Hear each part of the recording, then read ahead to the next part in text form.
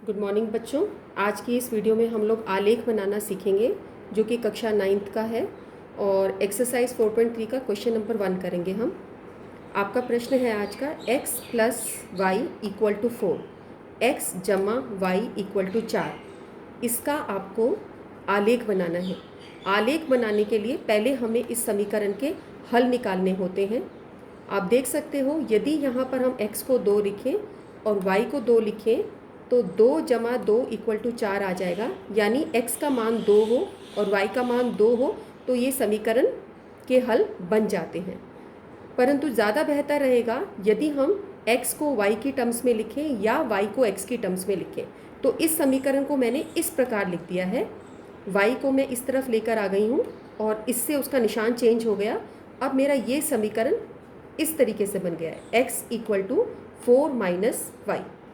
अब यहाँ पर हम y को अलग अलग मान देते जाएंगे, 1, 2, 4, और उसके लिए x के हल निकालते जाएंगे। जैसे यहाँ पर अगर हम y को 1 लिखते हैं तो इस समीकरण में y की जगह आप 1 मान रखें तो ये साइड राइट हैंड साइड आपकी सॉल्व होके आ जाएगी 3। यानी जब y 1 है तो x 3 है। इसी प्रकार जब y 2 है, y का मान 2 रखेंगे तो x का मान आ जाएगा 2। यानी जब y 2 तो x 2। इसी प्रकार जब y को 4 लिखा जाएगा, y की जगह हम 4 लिखेंगे तो x का मान आ जाएगा 0। इसी प्रकार हम एक और मान ले सकते हैं। यदि हम y को 0 लिखेंगे तो x का मान आ जाएगा 4। तो हमने 4 अलग अलग y की वैल्यूज़ पर x की 4 अलग अलग वैल्यूज़ निकाली हैं। इसको ज़्यादा अच्छा रहेगा यदि हम एक टेबुलर फॉर्म में लिख दें, एक टेबल के फॉर्म में हम लिख दें। जब हमने y को 1 लिया था तो x का उत्तर आया था 3 और इस पॉइंट का नाम हमने a लिख दिया है। y को जब हमने 2 वैल्यू दी थी तो x का उत्तर आया था 2, इसको हमने b पॉइंट दे दिया। y को जब 4 लिया तो x का उत्तर आया था 0 और जब हमने y को 0 लिया तो x का उत्तर आया था 4।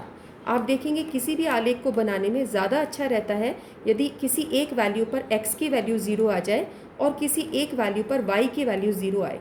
इससे आपको ग्राफ के 2 एंड पॉइंट्स मिल जाते हैं जो अक्ष पर टच कर रहे होते हैं और उससे ग्राफ ठीक प्रकार से एक बनाया जा सकता है।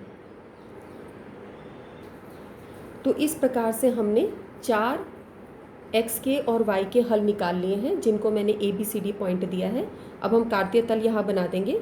ये आपका y अक्ष है, ये आपका x अक्ष है। आप देख रहे हैं जब x का मान 3 है, y का मान 1 है। इसको हम प्लॉट करेंगे।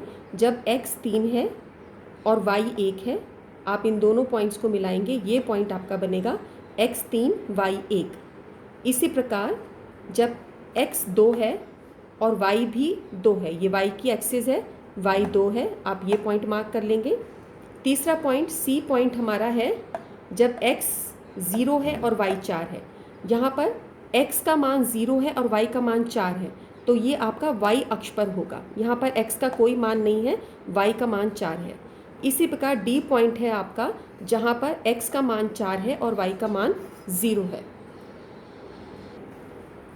तो इस प्रकार बच्चों हमने पॉइंट A 3 1, पॉइंट B जहाँ पे x का मान 2 है, y का मान 2 है, पॉइंट C जहाँ पे x का मान 0 है और y का मान 4 है, पॉइंट D जहाँ पे x का मान 4 है और y का मान 0 है। इन सबको पॉइंट्स को हमने कार्तीय तल पे बना लिया। हम देख रहे हैं सभी हमारे प्रथम चतुर्थांश में आ रहे हैं और इसको हमने स्केल की सहायता से इस रेखा को सारे पॉइंट्स को मिला दिया और हमारी एक रेखा आ गई। इस रेखा को हम लिखेंगे x plus Y equal to 4 क्योंकि ये रेखा इस सरल समीकरण के लिए बनी है, x plus Y equal to 4। इस प्रकार से ये प्रश्न आपका कंप्लीट होता है। इस प्रकार से अगर आप उत्तर लिखेंगे, x एक्सिस लिखेंगे, y एक्सिस लिखेंगे, पॉइंट्स को ठीक प्रकार से प्लॉट करेंगे और पॉइंट्स के नाम लिखेंगे। या तो आप लिखें 3 1 या पॉइंट्स के नाम ABCD और इनको मिला देंगे तो ये उत्तर आपका पूर्ण रूप से कंप्लीट है और ये आपका इसमें कोई भी अब चीज़ नहीं रह गई जिस पे आपके नंबर कट सकें। आशा करती हूँ बच्चों कि ये प्रश्न आपको समझ आ गया होगा। सबसे आसान प्रश्न हमने अभी लिया है, इसके बाद एक हम अन्य प्रश्न और लेंगे।